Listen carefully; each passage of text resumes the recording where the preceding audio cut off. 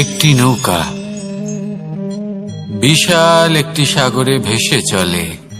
কখনো যাত্রীদের বা কখনো বিশাল বস্তুকে নিজের সাথে বহন করে নিয়ে চলে, এক স্থান থেকে অন্য স্থানে পৌঁছে দেয়।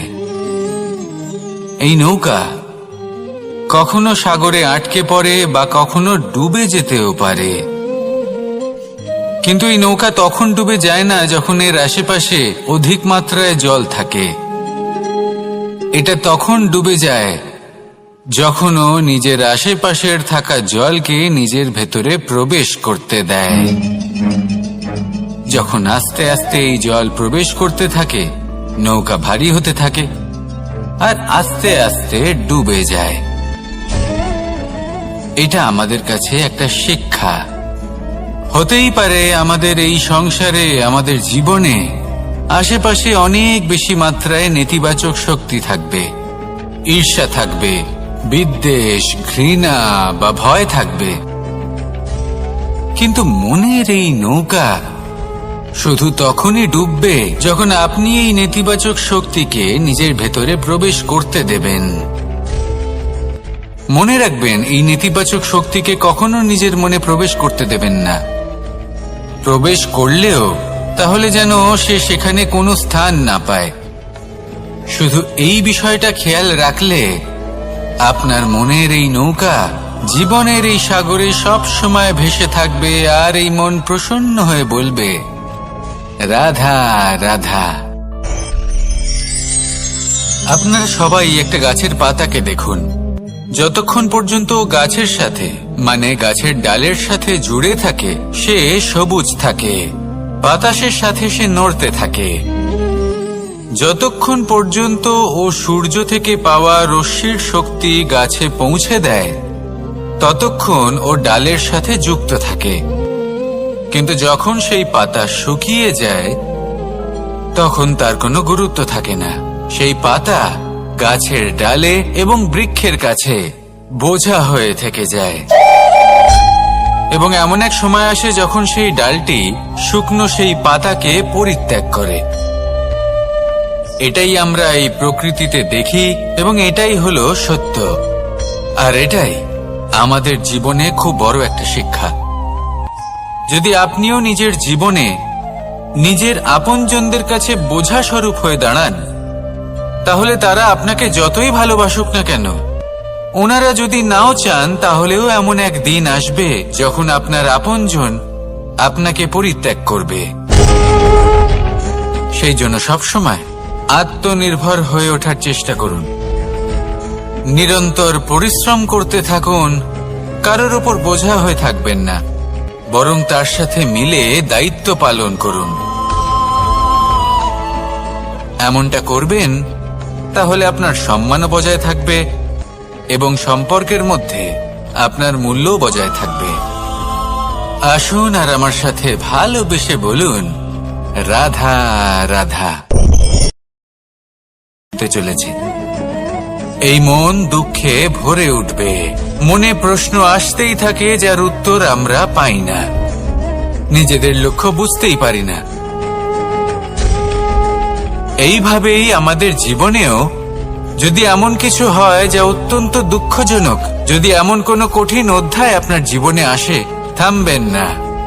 তা হলো আপনার জীবনের কাহিনীর একটি যন্ত্রণাদায়ক, দুঃখজনক অধ্যায় মাত্র। শেষ পর্যন্ত এই কাহিনীতে টিকে থাকুন, কর্ম করতে থাকুন। আপনি বুঝতে পেরে যাবেন যে এই কঠিন পরিস্থিতি আপনার জীবনে কেন এসেছিল। আপনি শিক্ষাও লাভ করবেন এবং লক্ষ্য লাভ করবেন। আসুন আমার সাথে ভালোবেসে বলুন, রাধা রাধা। মুক্তোর এই মালা দেখতে কত সুন্দর হয়, তাই না?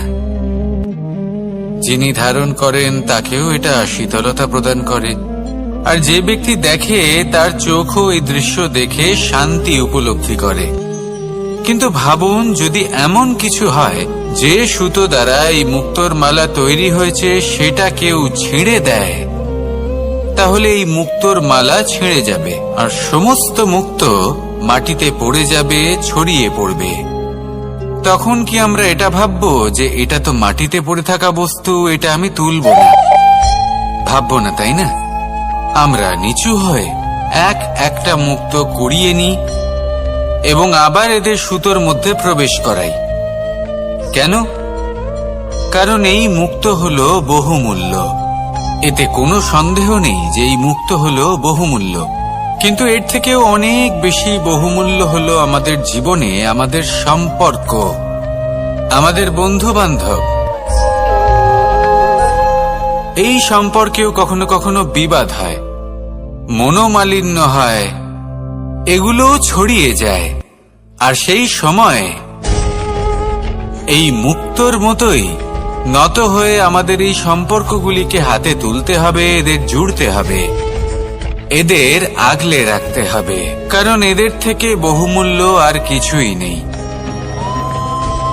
আর যদি এই কাজটা আপনি শিখে নিতে পারেন, তাহলে আপনার জীবনের এই সম্পর্ক, এই বন্ধুত্ব সবসময় আপনাকে বল প্রদান করবে, আনন্দ প্রদান করবে। আর এই মন সুপ্রসন্ন হয়ে বলবে, রাধা রাধা। সুখ এবং দুঃখ এই দুই হলো আমাদের জীবনের অবশ্যম্ভাবী এবং গুরুত্বপূর্ণ অঙ্গ। আমাদের সকলের জীবনে কখনো সুখও আসে, আবার কখনো দুঃখও আসে। আমরা সবসময় ভাবি আমরা কিভাবে সুখ লাভ করব, কিভাবে আমরা দুঃখ থেকে দূরে থাকতে পারি। আর এই জীবনে যা কিছুই ঘটুক না কেন, সে সবকিছু আমরা সুখ এবং দুঃখের মাপদণ্ডে মেপে থাকি। এবার এখানে একটা ছোট্ট বিষয় আছে। এটা ভেবে দেখতে হবে যে কে আসলে সুখী ব্যক্তি। সুখী ব্যক্তি হলেন তিনি যিনি নিজের জীবনে নিজের কর্মের বিশ্লেষণ করে থাকেন, সেই বুঝে পদক্ষেপ নেন। উনি কি করতে চলেছেন সেটা উনি জানেন। আর যদি ওনার কোনো দোষ থাকে বা ভুল থাকে, তাহলে সেগুলো শুধরে নিয়ে এগিয়ে চলেন। সেই জন্য উনি সুখী হন। অন্যদিকে যে ব্যক্তি দুঃখী, তিনি কি করেন? তিনি নিজের উপর নয়, অন্যের উপর নিজের নজর রাখেন যে তিনি কি করছেন, কিভাবে কর্ম করছেন। ওনারা অন্যের নিন্দা করেন, অন্যের সাফল্য দেখে ঈর্ষা করেন, ক্রুদ্ধ হয়ে যান, ওনাদের বাধা দিতে চেষ্টা করেন। সেই জন্যই তো ওনারা দুঃখী হন। এই সংসারে এমন অনেক ব্যক্তি আছেন যারা এই কারণে দুঃখী নন যে তাদের জীবনে দুঃখ আছে। তারা এই কারণে দুঃখ পান কারণ অন্যের জীবন অনেক বেশি সুখের। দেখুন, শেষ পর্যন্ত আপনাকে নিজের কর্মের প্রতি মনোসংযোগ করতেই হবে, অন্যের প্রতি নয়। কারণ আপনার জীবনে আপনার কর্ম হলো এমন একটা জিনিস যা আপনার নিয়ন্ত্রণে আছে। নিরন্তর চেষ্টা করতে থাকুন, নিজের কর্মকে বুঝতে শিখুন, শুধরে নিন, নিজেকে শ্রেষ্ঠ করে তুলুন। তখন সাফল্য নিজে থেকে আপনার কাছে আসবে। আর এই মন প্রসন্ন হয়ে বলবে, রাধা রাধা।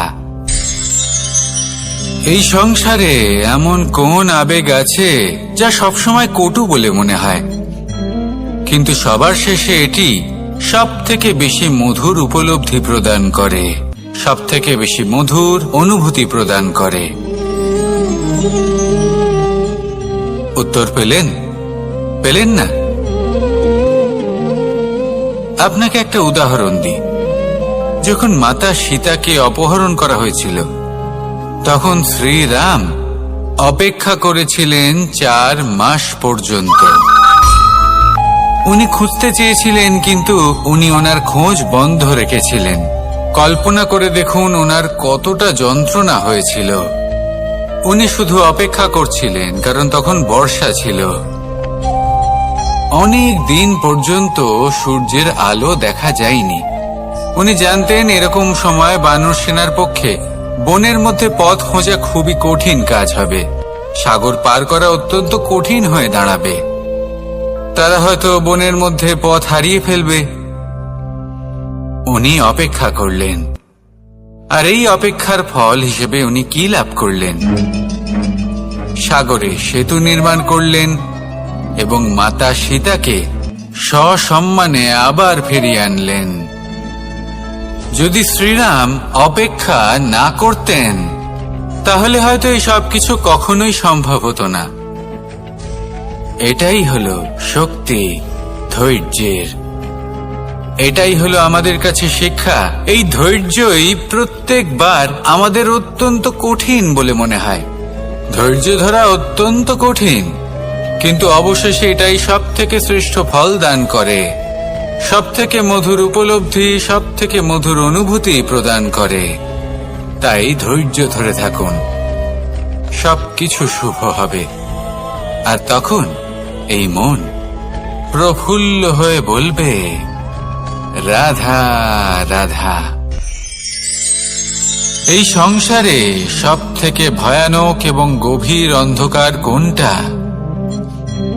সেটা যখন মেঘ সূর্যকে ঢেকে দেয় এবং সংসার অন্ধকারাচ্ছন্ন হয়ে ওঠে, নাকি তখন যখন সূর্যাস্তের সময় ঘনিয়ে আসে, সূর্য ঢলে যায় এবং এই সংসারে অন্ধকার ছেয়ে যায়, নাকি সেই অমাবস্যার রাত্রি যখন চতুর্দিকে ঘন অন্ধকার থাকে এবং চন্দ্রমার প্রকাশ কোথাও থাকে না?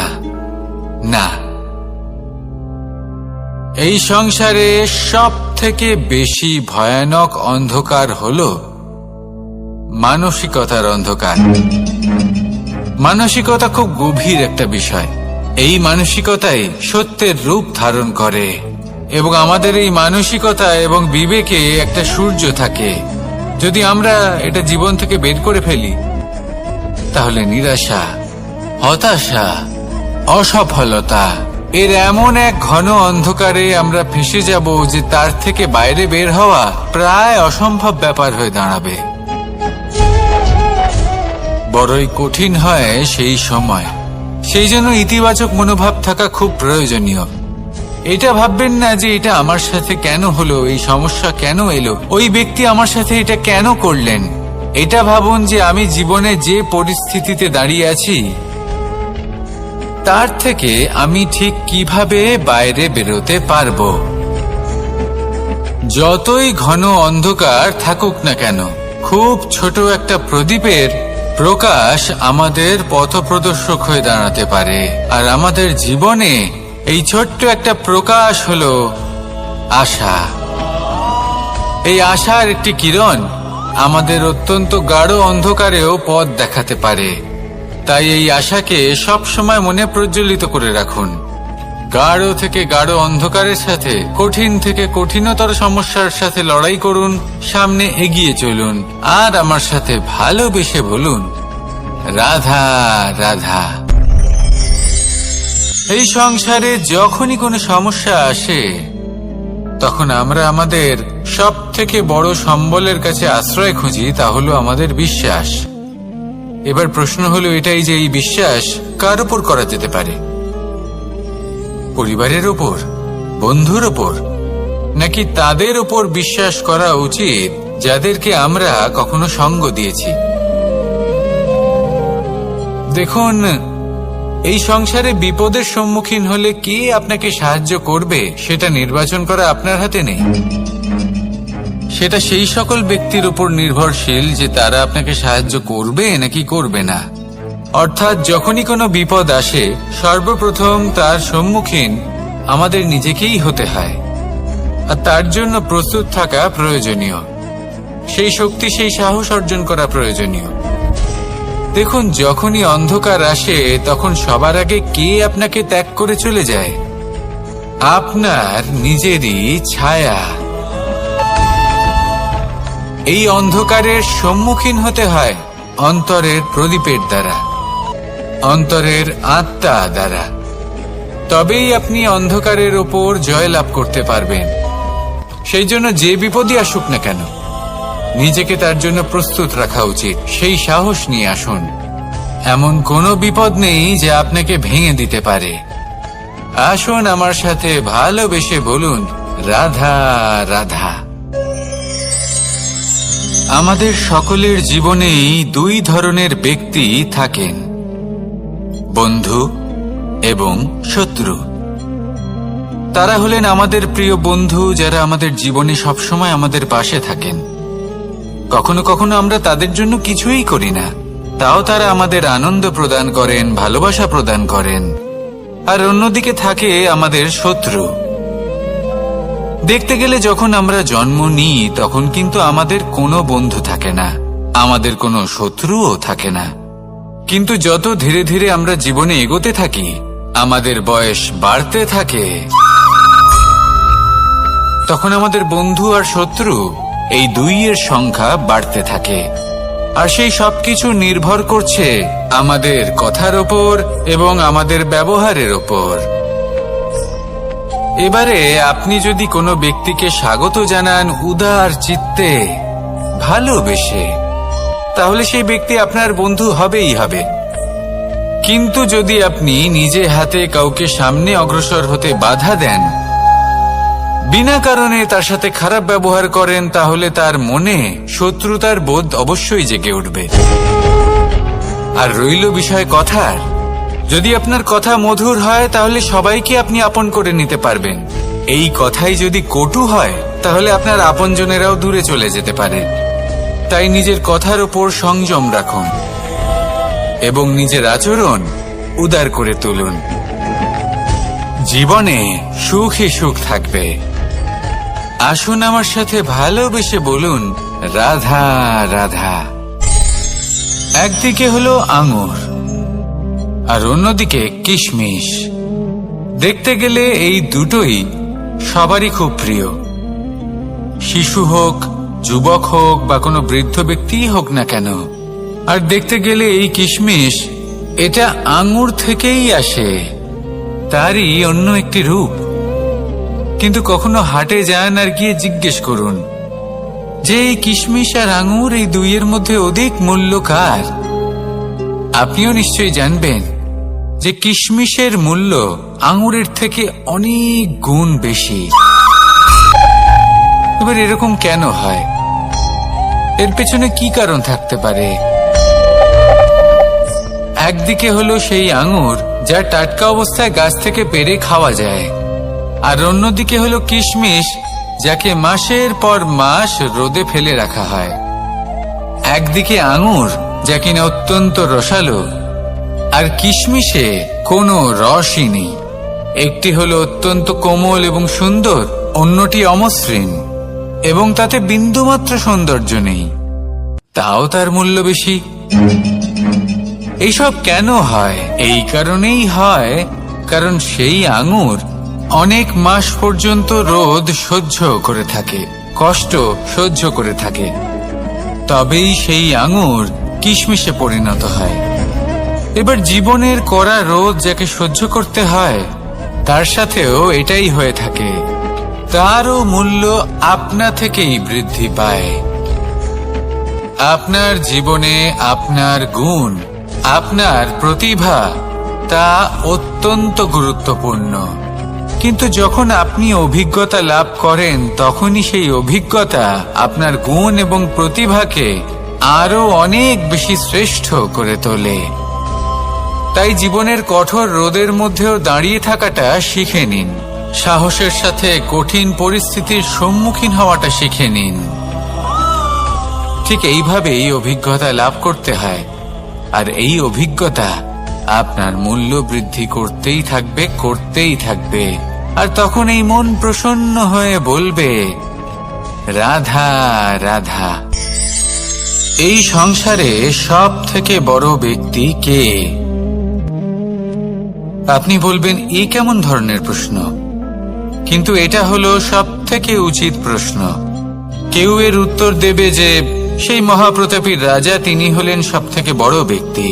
সেই বড় রাজনীতিবিদ, তিনিই সব থেকে বড় ব্যক্তি।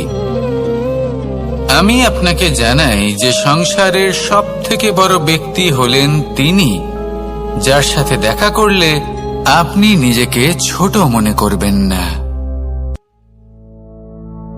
কোন ব্যক্তি যিনি সব থেকে বেশি শক্তিশালী, আপনি যদি তার সামনে যান, তাহলে উনি আপনার অন্তরের শক্তিকে বাইরে বের করে আনবে। আপনার অন্তরে লুকিয়ে থাকা শক্তিকে জাগ্রত করতে প্রেরণা প্রদান করবে। তিনি হলেন বড় ব্যক্তি, তিনি হলেন মহান ব্যক্তি। তিনি নন যিনি নিজের বল এবং ঐশ্বর্য দ্বারা আপনাকে তার সামনে ছোট প্রমাণ করবেন। এবং সেই জন্য মহাদেব আমার আরাধ্য হলেন আমার খুব প্রিয়। কারণ রাজা হোক বা ফকির, কেউ যদি ওনার সামনে যান তাহলে সে নিজেকে ছোট মনে করেন না। আপনিও যদি জীবনে অনেক বড় হতে চান তাহলে কাউকে কখনো নিজেকে ছোট মনে করতে দেবেন না। তার অন্তরে বড় হয়ে ওঠার প্রেরণা প্রদান করুন। আসুন আমার সাথে ভালোবেসে বলুন, রাধা রাধা। এই সংসারের সব থেকে বড় সুখ কি?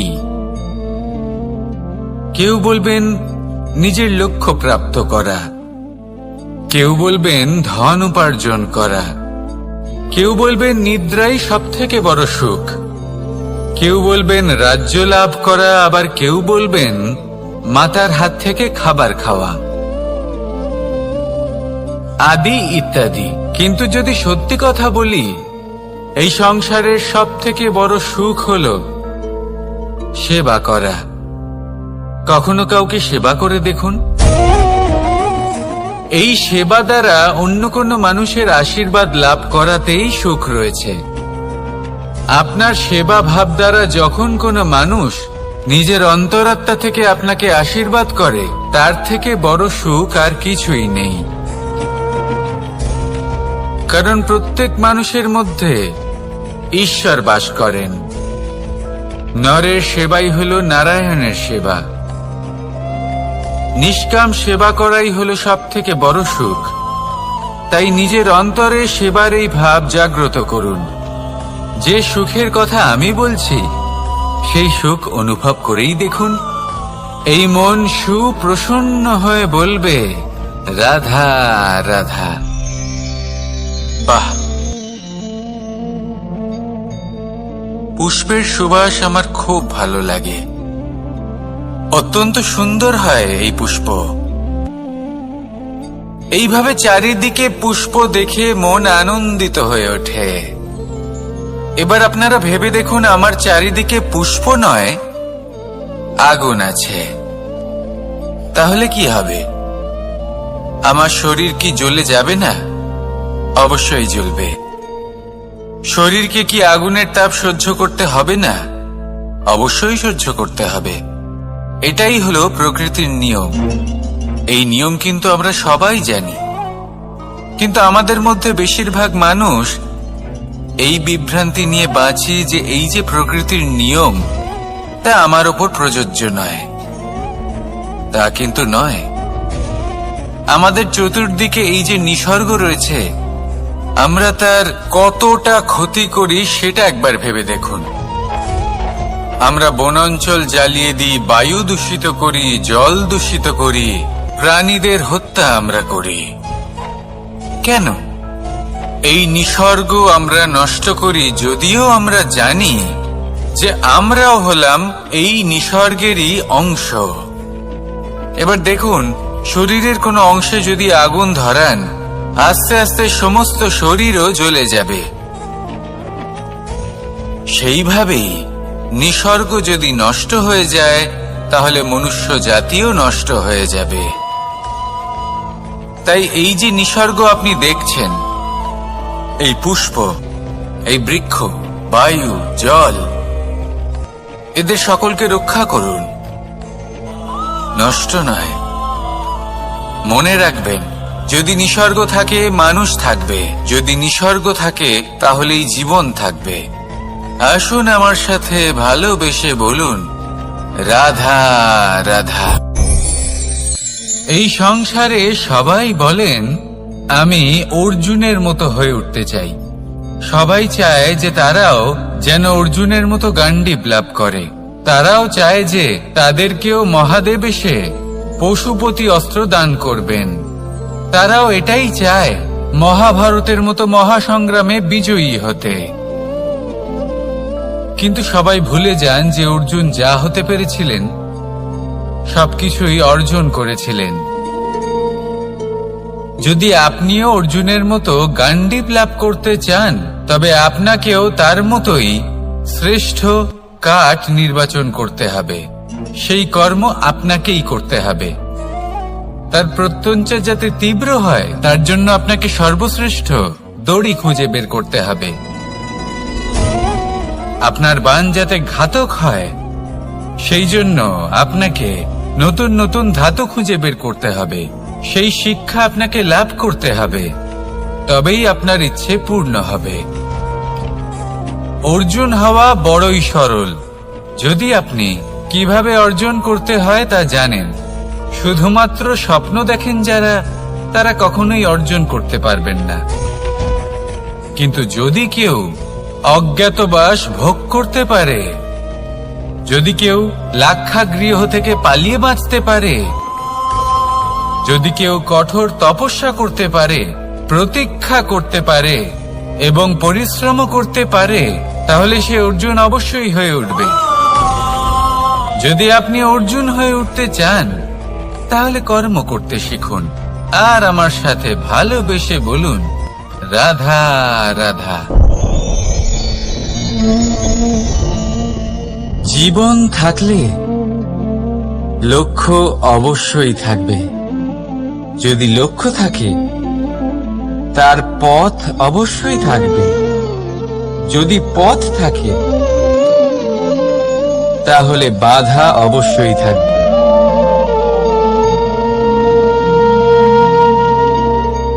আর এর উপরেই নির্ভর করে যে আমরা জীবনে সফল হব না অসফল, পুরস্কারের ভাগীদার হব নাকি তিরস্কারের।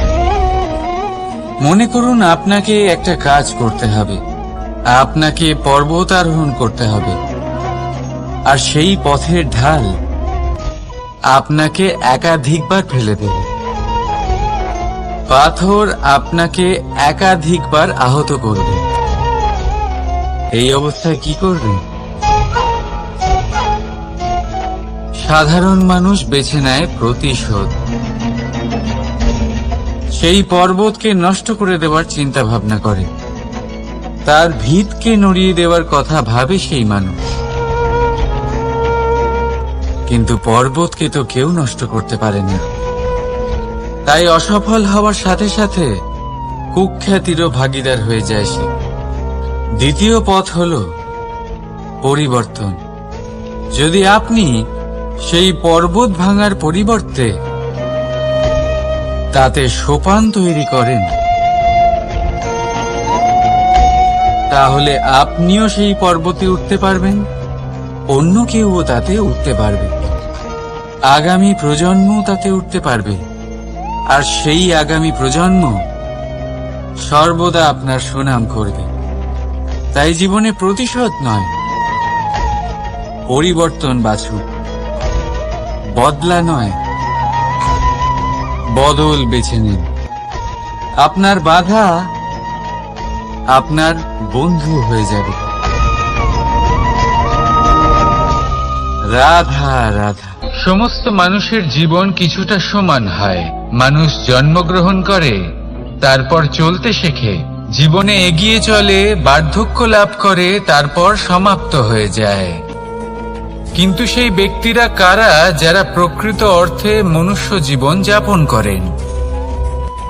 এনারা হলেন সেই ব্যক্তি যারা পড়ে গেলেও আবার উঠে দাঁড়ানোর চেষ্টা করেন, নিজের ভেঙে পড়া অস্তিত্বকে আগলে নিয়ে আবার একটা আকার দেওয়ার চেষ্টা করেন, ভগ্ন আশাকে আবার একটা নতুন দিশা দেন। অসফল হওয়ার পরেও থামেন না, আবার এগোতে থাকেন। অসফল হওয়ার পরে যদি আপনি থেমে যান তাহলে সাফল্য আপনার সামনে অপেক্ষা করে, কিন্তু আপনি তা দেখতে পান না। তাই জীবনের সংঘর্ষে অংশগ্রহণ করতে শিখুন।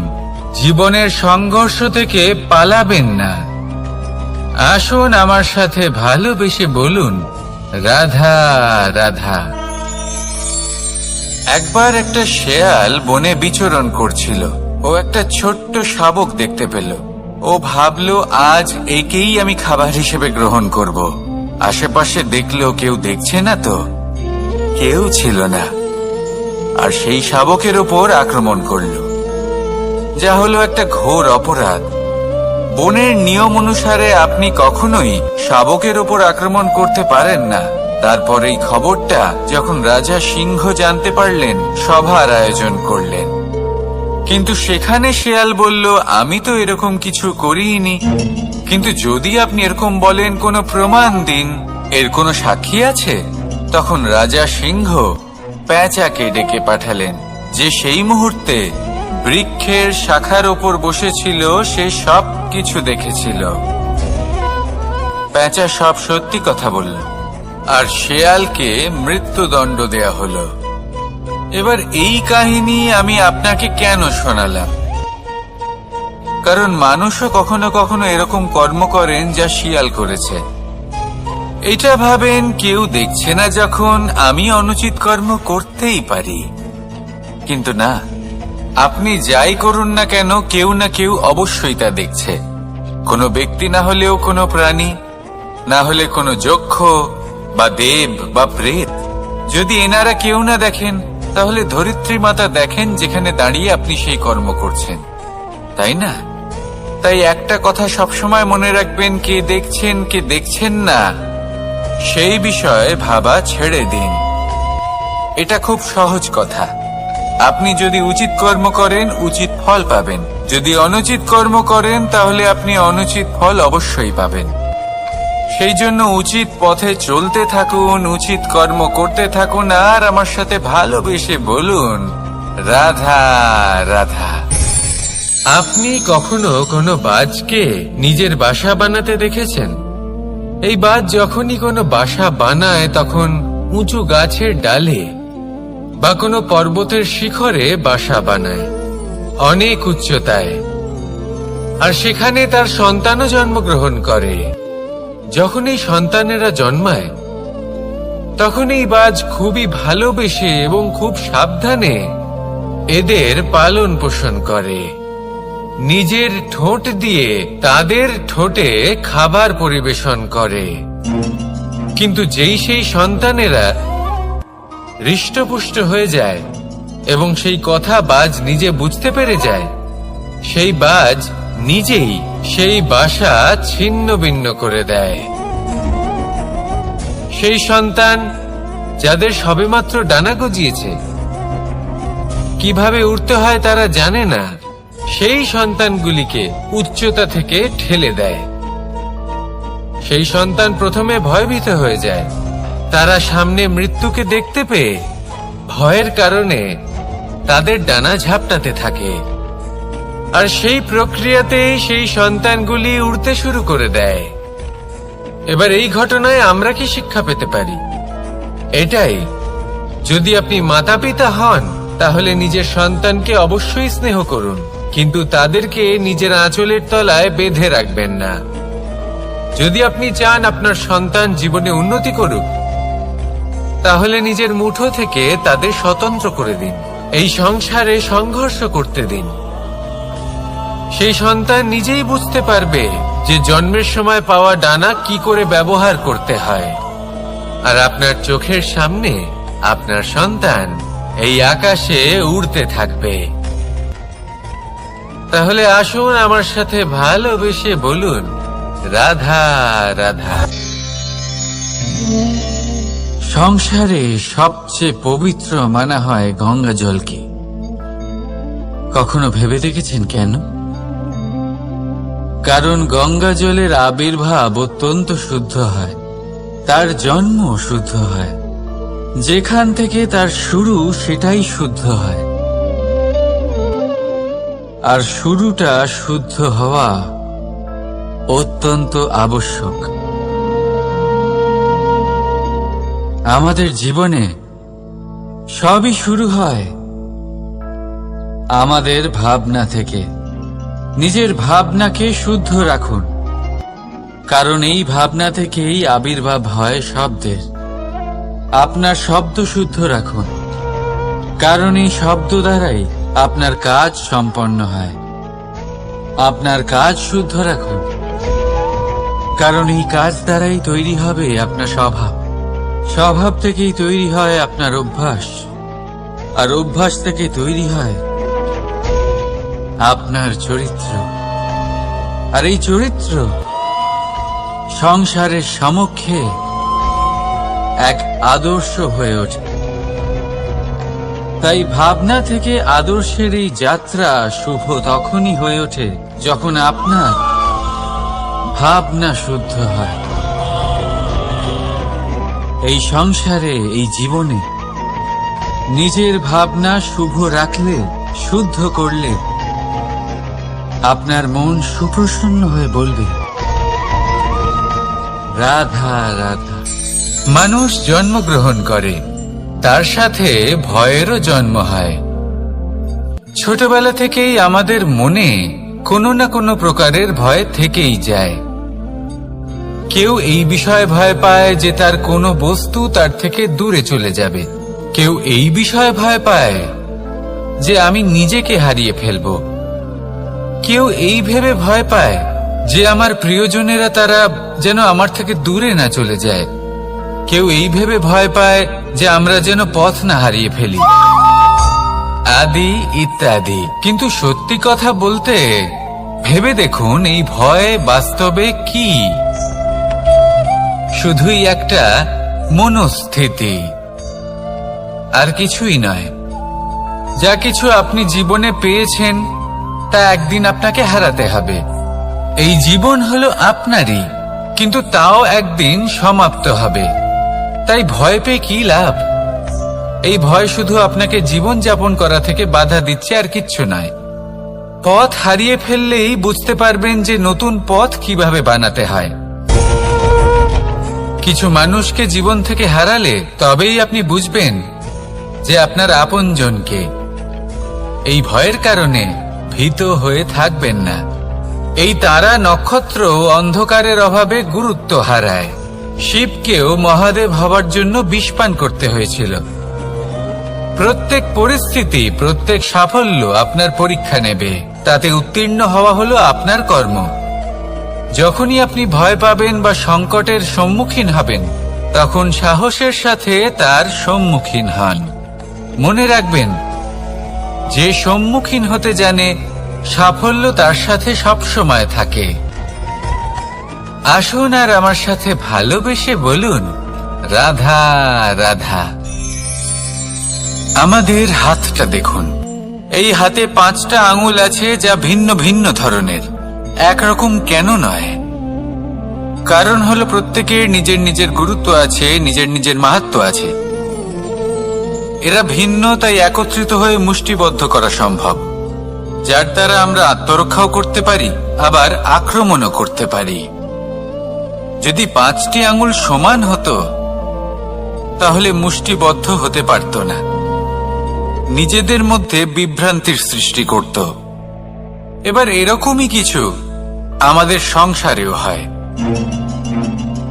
আমাদের দেশ, যেখানে একটি ভূমির ওপর ভিন্ন ভিন্ন ধর্মের মানুষ বাস করেন, ভিন্ন ভিন্ন জাতি, ভিন্ন ধর্ম, ভিন্ন ভাষা।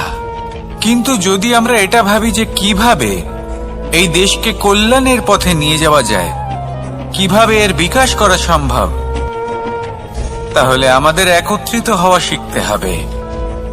যেইভাবে 5টা আঙুল একত্রিত হয়, মুষ্টিবদ্ধ হয়, সেইভাবেই আপনার যে ভাষাই হোক, যে ধর্মই হোক, যে জাতি হোক না কেন, ঠিক আছে, আবশ্যক হলো আপনার নিজের কর্মভূমির সাথে, আপনার ধরিত্রীর সাথে যুক্ত থাকা, সাথে থাকা।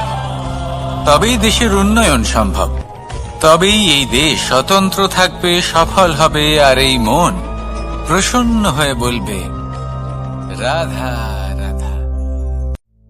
আমাদের সকলের জীবনে একটা লক্ষ্য থাকে যেটা আমরা লাভ করতে চাই।